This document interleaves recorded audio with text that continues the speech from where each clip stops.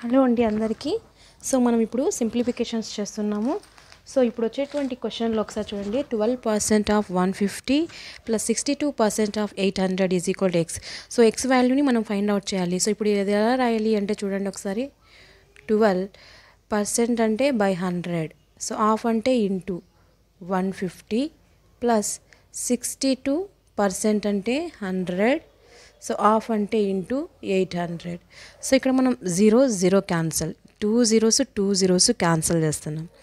So ఇప్పుడు next మనం cancellation చేసినప్పుడు 5 2s 5 3s.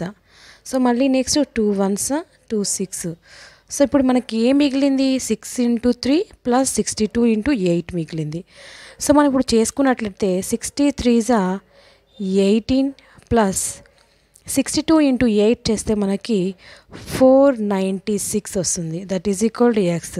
సో రెండు కూడా అడిషన్ చేసుకుంటే ఫోర్ ఎక్స్ వాల్యూ 514 అనేది మనకి ఇక్కడ ఆన్సర్ వస్తుంది. థ్యాంక్ యూ అండి.